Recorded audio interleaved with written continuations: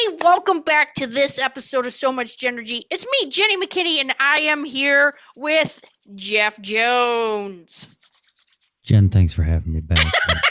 I just want to say I'm very excited and thank you for giving me this opportunity to come back and co-host the show. Yeah, thanks for being back. Yeah. I don't know why you're acting like WKRP in Cincinnati right now. All right. Some told me just keep it slow and subtle. Keep it slow. We're gonna slow and subtle. Even though this is an energy podcast, we're gonna take it down about 20% right at the beginning. We're just gonna slow things down a little bit here. Yeah. Oh, it's a slow skate.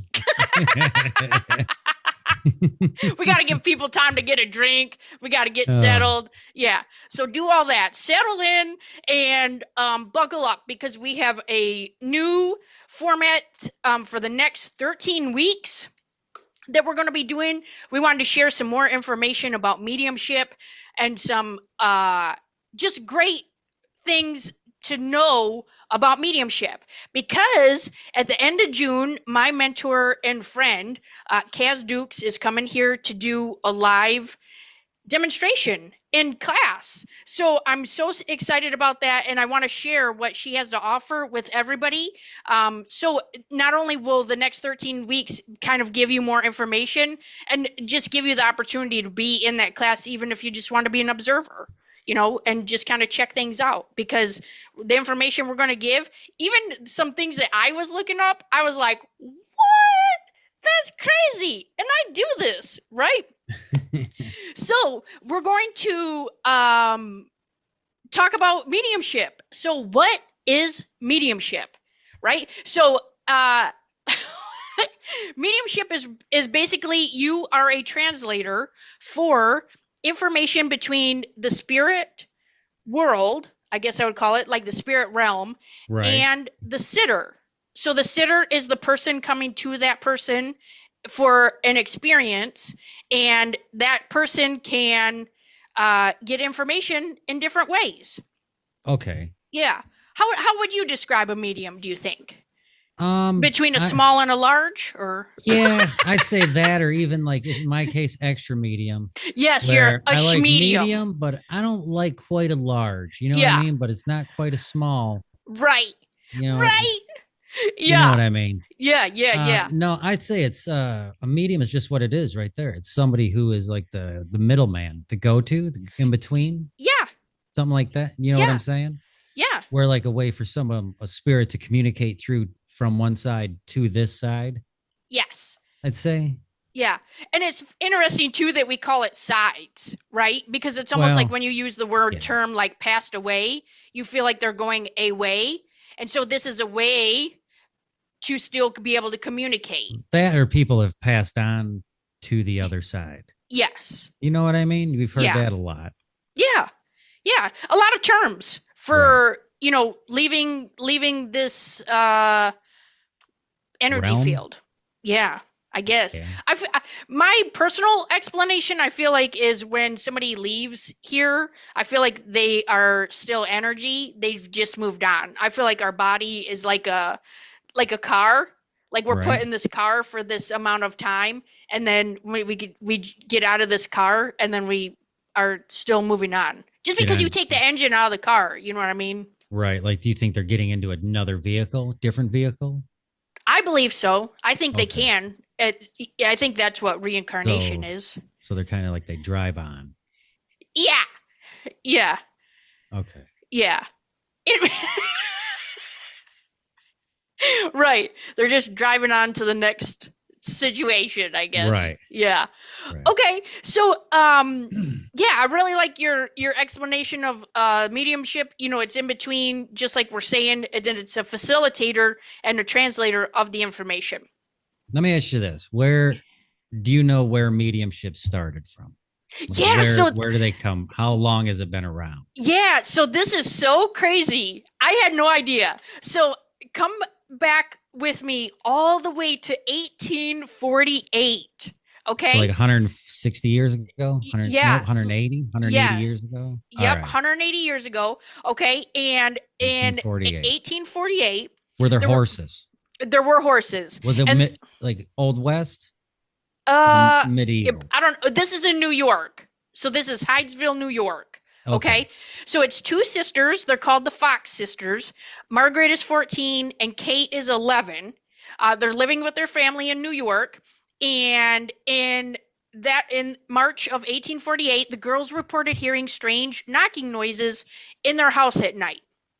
So they actually began to communicate with this spirit using a system of knocks. So they would do one for yes and two for no, or spelling out letters by counting knocks. Gotcha. So like one for A, two for B. Right. Got you. Right. Yeah. And yeah. Were Ouija boards around at this time? Oh, I don't know. It's weird. We did the history of Ouija boards before, and I don't remember what they go back to. I feel like that was later. Here, actually, let me look that up real quick. Was that like 1908 or 1928? Oh, 1890. So it was after that. 50 years after this. Yeah. Okay. Yep. Gotcha. So when these girls started interacting with the spirit, they started telling the neighbors about it. And then the neighbors were intrigued, and then they witnessed the sounds themselves. So they would have, like if they had a sleepover or they had just people come over, and then they would ask the spirit questions. Then when they moved to Rochester, where their older sister Leah began managing them, because people wanted to come and talk to them to see if they were able to communicate with not just the spirit of that house, but other, their ancestors and their passed on loved ones. I think what a lot of this goes to also is the commitment of the spirit itself. I think a lot of times people experience stuff and then they try to recreate it and it doesn't happen, so then they even get a little more doubty. Right. Like, I think in this case, like what really stuck with them was the fact that this spirit did that and then also did it again in front of other people. Right. And continued to do it. The commitment of that spirit. Yes. You know what I'm saying? Yeah. Like it was reliable. Yeah. And I think a lot of people, all right. That's not the case a lot of the time. Right. Well, it's not, like my one mentor kept saying, she's like, it's not 1-800 dial a dead person. You don't get just call on the person and they just show up. You know what I mean? No, like they're busy. These girls communicated enough to actually come up with a series of codes. Yes. So they figured out a series of codes to communicate. And then what they started doing is they started arranging public seances and demonstrations. So they would do that out in like the public realm.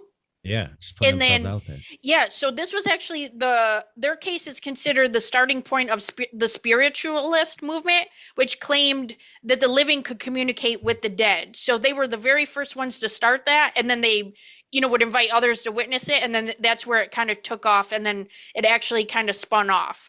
So an 11-year-old and a 14-year-old. 11 and 14. Yeah. And I did read this. Let me find this one part because I thought this was so interesting. Give me 1 second because I need to find this. In the older stories that you read about them, they would call them raps on the wall, and so they're talking about knocking. So just to share, if they would. Also, Edgar Allan Poe talked about rapping. Yeah. Here's an example. So they would ask, like, if you're an injured spirit, manifest it by 3 raps. So they were asking the spirit to knock 3 times, and it did. And so they were communicating with the spirit that had been in their home. But here's what's really cool. This story might have died at the time. So when they moved to Rochester, it says in this actual magazine, the Smithsonian magazine of all things, right? The Fox family deserted the house and sent Maggie and Kate to live with their older sister in Rochester. So it probably because they were either scared, freaked out, skepticism, maybe didn't want that attention. I'm sure back then it wasn't even a thing. So I'm sure that kind of freaked the family out, Oh, yeah. So it says the story might have died there were it not for the fact that Rochester was a hotbed for reform and religious activity. The same vicinity, the Finger Lakes region of the New York State, gave birth to both Mormonism and Millerism, which is the precursor to today's Seventh-day Adventism. Oh.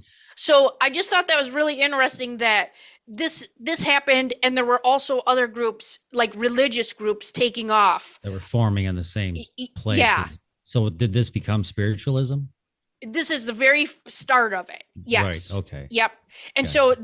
then, just to share the rest of this paragraph, it says community leaders Isaac and Amy Post were intrigued by the Fox sisters story and by the subsequent rumor that the spirit likely belonged to a peddler who had been murdered in the farmhouse 5 years before they moved there. A group of Rochester residents examined the cellar of the Fox's home, uncovering strands of hair of what appeared to be bone fragments. So they actually went back and found they think they found that person's body in the Fox sisters' home. So what do you think happened? What do you think happened with the Fox sisters? I'm not sure there. Yeah, I mean, obviously, the fact, like I said, that there was the spirit was communicating enough that they developed a system, and it was witnessed by other people, right.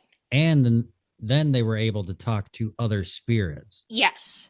That's Pretty crazy, right? that is pretty So crazy. in 1888, so 40 years later, Yep, right? 40 years after. Yep, Margaret, she was struggling financially, and she maybe have resentful, because it sounds like might have been some animosity between So each she's other. probably in her early to mid 50s. Yep, she right. had confessed in a public lecture that the whole thing was a hoax. Oh, That they made it all up. She said that they were cracking their joints and their toes and their knees instead of it being knocks on the wall, which I find hard to believe I because do find that part a little hard to believe. yeah, I feel like too, maybe she had been harassed, maybe she had been threatened, Yeah. and maybe if she wanted to hurt her sister's reputation and her income, she could Honestly, have been she lying could like have that. very easily have been paid off by maybe a group of people Yeah. who that if that is true, what was happening to her and her sister, it would go against whatever they were saying at the time. Yes. You know Yep. what I mean? Yeah. So So the she could have legacy, took a payoff. yeah, that is true. And so even despite the confession, the Fox sisters had already laid the foundation for modern mediumship. So they were the very first ones to identify mediumship. So keep keep the skepticism in your mind because we're going to talk about that. But All right. I want to share some different types of mediumship just to kind of share because these might be things that you are doing or may have been doing since you were little and didn't even know that you were doing some form of mediumship. Okay. And let us know too, like, does that word seem weird with you? Some people have different feelings, and how you're like, most people hate the word moist. Like, why is that? Give you the heebie-jeebies. But like, is it, some people have a hard time with like woo-woo and voodoo and like other words. You know what I mean? Just because I think it freaks them out and they're not sure Right. about them. Do you have any words that freak you out like that? Uh no, honestly, the words that freak me out are the things I just really dislike, like syringe. Oh, Like I hate needles. Like I oh, just I just went on a rant the other day at work talking to a guy about needles. Like, you know what I mean? yeah, I just don't handle shots well. But even like the word syringe, I don't like yeah, that. You know yeah. what I mean? I was just yeah. Right. Well, also, the type of medium that we can be is the type of learner that we are. Meaning, so if you take information in through your eyes, the mediumship that you may be doing is visual, Gotcha. right? And so that would be uh, clairvoyance. So you may be clairvoyant. So if somebody says to you, "Oh, you're really clairvoyant," you may be see the spirit, and that's more like in your mind's eye. It doesn't mean you're seeing them with your physical eye. You can, as you and the more that you develop your ability, it's Right. going to change too. So, Right. here's some different types of mediums and mediumship. So there's mental mediums, and these people claim to like tune into the spirit world by listening, sensing, or seeing spirits or symbols. All right. Physical mediums, and these mediums are believed to produce materialization of spirits, objects, and other things like knocking and uh, It says rapping again. Or like bell ringing. We found this Right. one group, like it's a paranormal group. Um, and what they're doing is when they communicate with the spirit, they have like, those old hotel bells, like, hey, ring the bell for service, Yep. like bing. They put one of those out and the spirit will ring it. So Hmm. that would be like a physical mediumship because the spirit is physically doing something to get your Right. attention or to answer. Right. There's another uh there's another younger couple, Satori and Corey, I think is her boyfriend or husband. They do paranormal investigations and they do the alphabet. So they're like, okay, we're gonna go through the alphabet and you knock when we get to the letter. And if it's like car, it would be like, okay, A, B, C, knock. Okay. And then they go C, and then they go A, knock. And then they would go all the way back to R, and then when it knocks, that would spell car. Hmm. Yeah, I know it's kind of crazy. And they do like the spirit will do full sentences with them. It's Hmm. pretty crazy cool. I know. So, like I said, so clairvoyance is like the ability to see the spirits, All right. which is like I said, like your physical, and that's if you're a visual learner. Clairsentience is often where you feel the presence of the spirit, and you can kind of feel the energy of them. You might get tingles, goosebumps. You might feel like a little claustrophobic because they're coming in your space, or like, oh, somebody's touching my arm. Like, have you ever had that where you feel like somebody's touching you and no one's there? Yeah. That's what is that? Clairsentience? That's clairsentience. All right. Yep. Clairaudience, right, is like you hearing. So if you take your information in through your ears, um, then you may be clairaudient. So it might be able to like hear names or like whispering. If you're like, when you close your eyes and it shuts off everything visually, and if you use your ears and then you're like, oh, I think I hear something, or like if your ears ring a lot, Yeah. that's can be a sign of spirits like talking to you. Also can be tinnitus, so you might want to see a doctor for your ears, right? Like your little hearing holes. But that's clairaudience. So if you're hearing things, and then channeling is another way, and that's also called trance mediumship, which sounds very scary because we've seen the movies, right? Like, what happens if you're channeling somebody and like they don't get out of your body, right? Right. Like that Right. seems so scary, but it's not. That's in the movies. It's fake. That doesn't happen. But you can channel through almost like meditation, but you have to get out of the way and let the spirit use you to get the message through.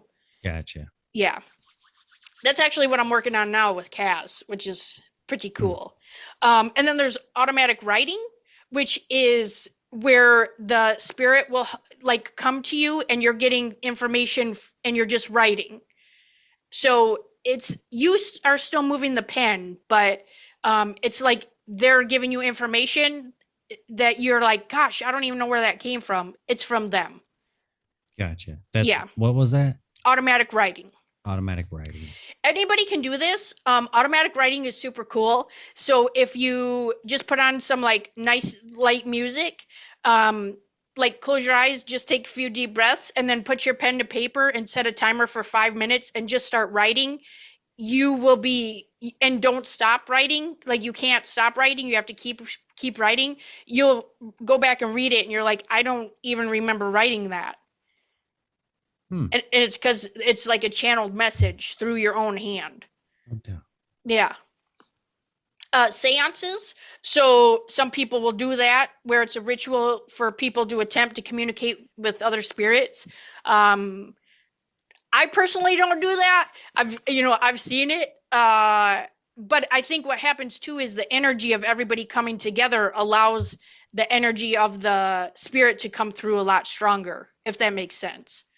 Like you're all open in the same energy, and it allows the spirit to come in easily. Gotcha. Yeah. Yeah. Yeah. But also, if you don't know what you're doing, I would not recommend that because I feel like if like if you don't know what you're doing, it can go wrong, and so don't do it if you don't know what you're doing. All right.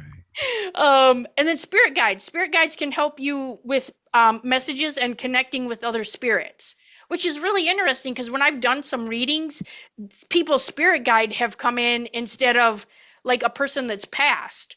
But it's because when I put the intention out there of let whoever comes in to come in for this person, that person needed to hear from their spirit guide. Gotcha. Yeah. So, all right.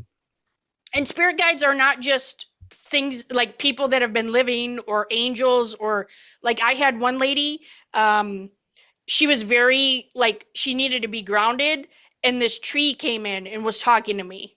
And I don't do drugs, so it was not like I wasn't on I was anything. gonna say I've talked to a few trees. Yeah, no, I know, but it wasn't like anything I've ever seen. And I was like, my gosh, this big, huge oak tree just came in and it was literally like talking to me, telling her she needed to go be more grounded. Gotcha. Yeah.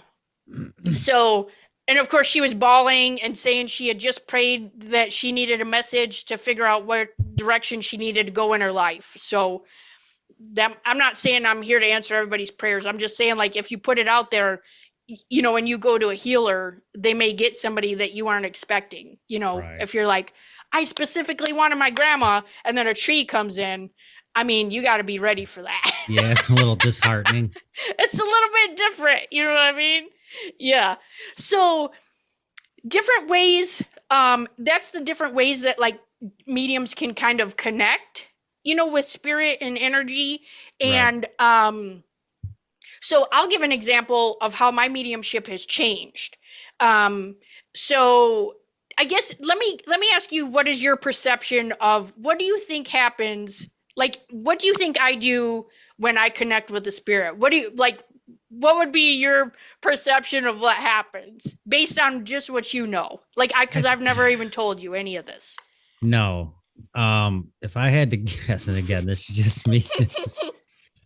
Right. I feel like your thoughts are getting controlled. Okay. Does that make sense? Yeah. Like it's your thoughts are getting steered this way or that way Okay. by something, but I don't know what. I mean, I do. See, it is weird because I do believe in ghosts or spirits or Yeah. something. Right. You know what I mean? Yeah. And I do believe that those things do try to communicate with people. And Yes. again, for that to happen, somebody has to communicate with them. Right. But I think that's what's always really intrigued me as far as like Ouija boards, Oh yeah. crystal balls. Yeah. You know what I mean? Yeah. Even like pendulums, like things Yeah. like that. Like, is because I feel like, yeah, they do exist. Like something has to happen after you pass. Yeah. But what I don't know. And I feel like if they are there, then yeah, they are gonna have to communicate with someone. Right. So if you think about it as a radio station, okay? So like you and I are talking right now, we're on the same radio station, right? Yeah. Like we'll just say channel 95, okay? And Oh, so you and I are on 95. For me to hear the spirit, I have to change the channel to like 99. okay. Okay. So I can still hear you and see you, right? Because you're the sitter, but I have to change the channel to hear and see and do the things with them. So I have to change my frequency, which means get out of my head. And I have to almost like go into like a meditative state, but still be here. All right. So previously what would happen, which this is kind of crazy because I'm the way I'm describing it is the way I've described it like when I first started working with Caz. She's like, okay, tell me like how does the spirit come into you? And I said, well, they birth into me.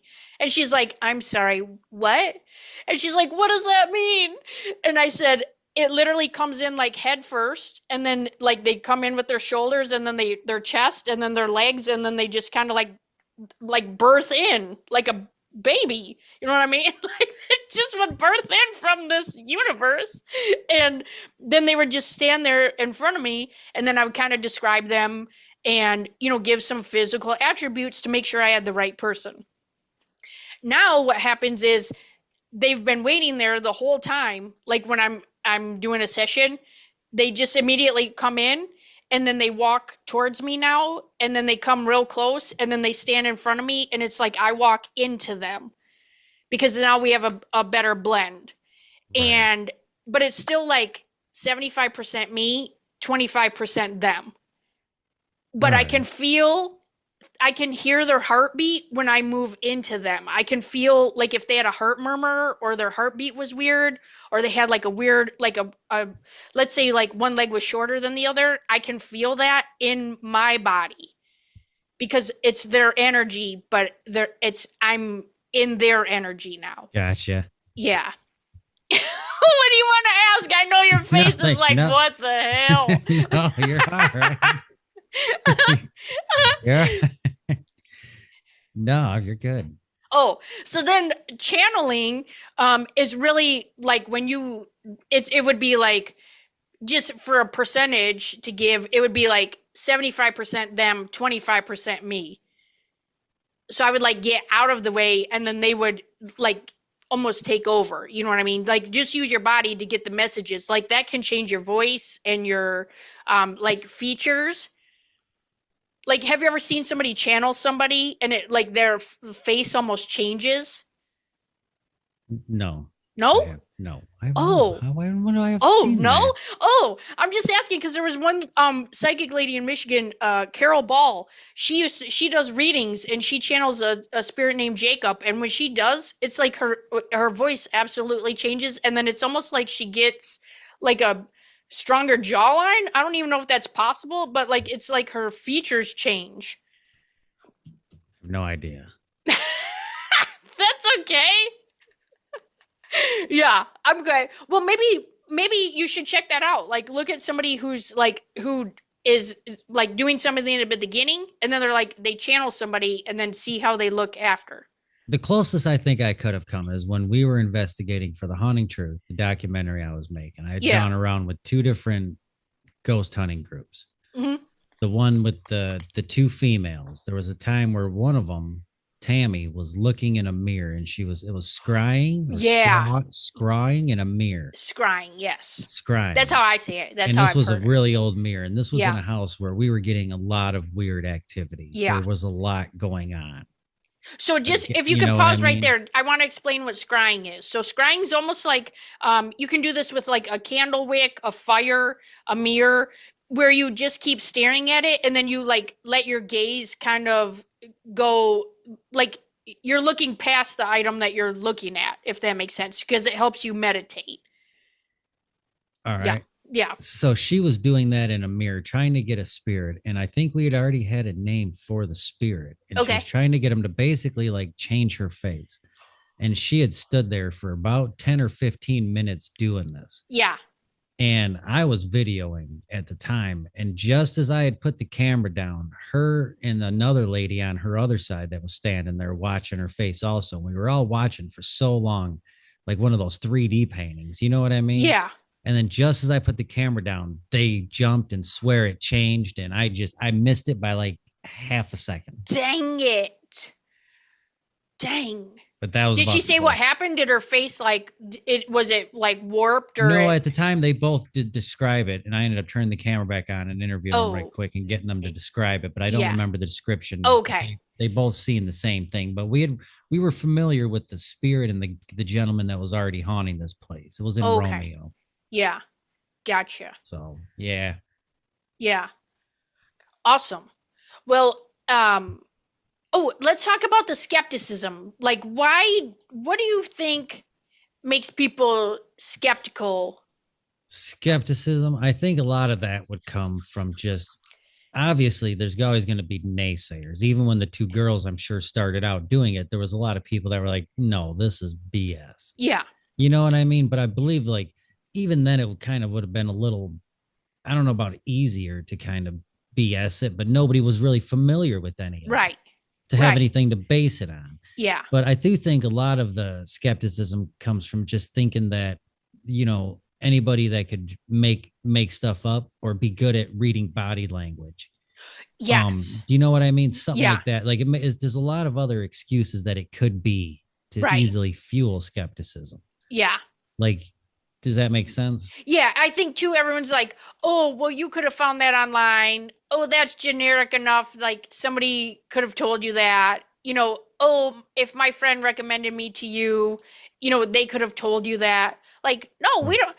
I mean, the real mediums, you know what I mean? I'm not talking about like Miss Cleo out there, trying to get people's money. I'm talking about No. like the people, if you think about it like an out of body experience, right? Like if somebody has an out of body experience and they are totally changed because they've had this connection outside of their body, and when they come back, and people don't believe them, right? But Right. they know it, they've But it was seen it. life changing. Yes, they have felt it. That's how mediumship is. And so there's a lot of people that have different opinions out there, and that's okay. But that's the best way for me to describe it, is like it's almost like you're having a different experience. And I don't the only way I can prove it to you is to give the information that I'm getting.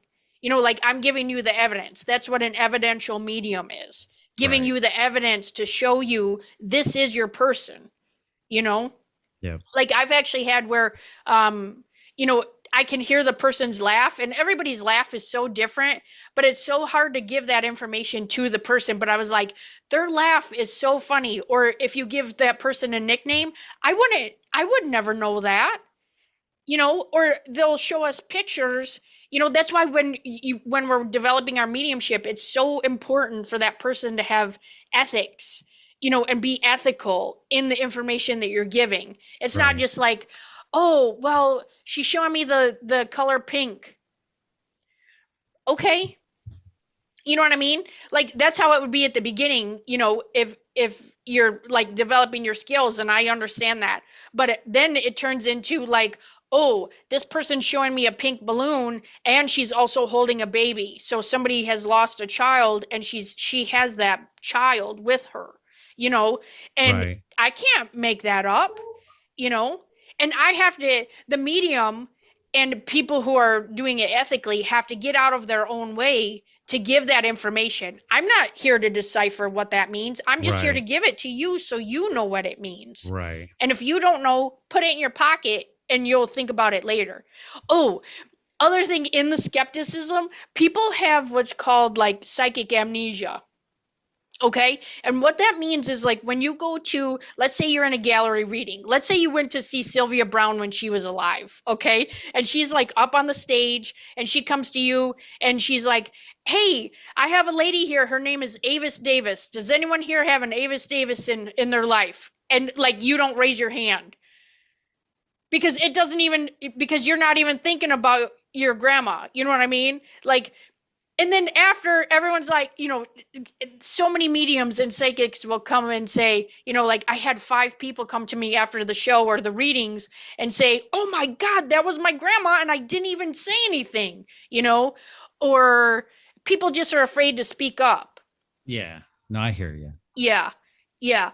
And here's one last example I want to share before we jump off, but um the one Cindy Kaza, who is one of our mentors, she's a paranormal investigator too. She's a medium on different TV shows. And she was telling us that one time she was at a gallery reading and Spirit was specifically like, I'm for this lady, right? I am here for her. I need to tell her. She was like a nurse. And I think her husband had accidentally overdosed, and or the somebody's that she knew, that husband had overdosed. Well, she was with a group of her work friends, and like due to HIPAA laws, she wouldn't say yes because she couldn't violate the HIPAA, even though it was the spirit. You know what I mean? And she couldn't Yeah. violate the HIPAA law of like, yes, I know this information because of HIPAA. And you're like, oh my gosh, but people will not respond for certain reasons. So, Right. but also if you're at a show, why are you there? Why Are are you you just there to there? test the person? Yeah, or I don't know. You You know? never know. Yeah. I mean, I guess you just live in the moment. In the moment, the lady didn't want to. Yeah. Yeah. And some spirit, and here's another thing that I will end on this, is that we can only give the information that spirit gives us. You know what I mean? If we're asking questions and spirit doesn't give us that information, if they don't have a message specifically for you, but they're just here to let you know they're here, that's all I can give you. That's all you can get. That's all I can give you. I'm not here to make something up and be like, "Oh, they love you so much and they're, of course they love you. They're around, Right. but like there has to be specific information. If somebody's not giving you specific information, either they're a new medium, give them a minute. If you're in practice circle, that's not fair. Don't judge yet. You know what I mean? But like, Right. if you're somewhere and you're like, this is too generic, that could be, because there are a lot of people out there, but there are a lot of legit healers, trying to do their thing and get their messages out there. So, I hear you. yeah, so we just wanted to share that information this week, and yeah, that was pretty great. I thought the Fox sisters story was crazy cool. Yeah, I do. I'm gonna like go back. I wonder. I'm sure there's some books on it, but I thought it was really cool. It was in the Smithsonian magazine. Nice. Yeah. Nice. Yeah. I don't know how long that was. Like 40 minutes. Oh shit, man. Yeah. Okay. We're on 50 minutes already. Okay. Well, we'll just do if you do you want to do the commercial? Do you want me to type the commercial up right now? Sure. Do you want to sign off of this? Oh. Like not sign off, but like end the podcast? Yeah. You know what I mean? Yeah. Okay, everybody. So if you are interested, first of all, you can, let us know if you have any questions. And second of all, if you're interested, feel free to join us for the prayer Reiki circle. Reiki prayer circle. And then that's next weekend. And then keep an eye out. I'm also doing Reiki classes. And then at the end of June, Caz will be here for a live class, and I'll be in there too. So I'm super excited because it's going to be like full of JENergy and all the energy, and you'll get to see evidential mediumship. How does it happen? All the things. How are we doing it? You don't have to have any skills. It's 18 and up. No skills are required. You can just be an observer. You can be a beginner medium, intermediate medium, a beginner mediate. Beginner. My friend, oh my God, I'm choking on her name. Virginia. Oh gosh, yes. Okay, I'll fix that. Virginia gave that. She's doing a class, a beginner mediate. I love that. A beginner mediate, or if you're advanced, or if you just want to see what's happening, you know what I mean? And just be in the energy of good people doing the fun healing session. There's spots limited. Feel free to register. And then the money is, you just have to complete the registration fee before June 1st. Nice. Yeah, I know. Nice. It's an awesome opportunity just to see how does it work. You know what I mean? To see, like, it's almost like you go into a figure out how to be a magician without knowing what you're doing. You know what I mean? Yeah, but you got to start somewhere. Yeah. And it's a great way to, Caz is amazing. She's super patient. Her energy is amazing. Not only that, but you learn something about it, but see if it's for you. Yeah. And if you're like, hey, I don't even know if I could do this, I have no idea. Stay with us on this podcast for the next 13 weeks. We're giving more information. And then we're going to have this seminar, this class, this 2-day amazing class, and meet and greet, laughing. Caz is so super fun. That's the one thing is, like, we want to take the, like my buddy Christine Irvine said, she's like, you take you like demystify mediumship. You know what I mean? Like, that's what I want to do. I want to like give you the innards of what's happening, like on this journey. Right. So, and it's fun. And plus, people are like, that's scary. That's the devil's work. If I hear things when I get high, am I a Weedium? Yeah. Maybe, probably, yeah, but it would be more like this. Usually, you would be garage. Like this, a weedium. You cut that out. No, I'm leaving it on there. All right, everybody. Well, thanks for being here. If you have any questions, feel free to reach out. feelthejenergy@gmail.com, and we'll see you again next week. Have a great one. Good luck out here. Oh,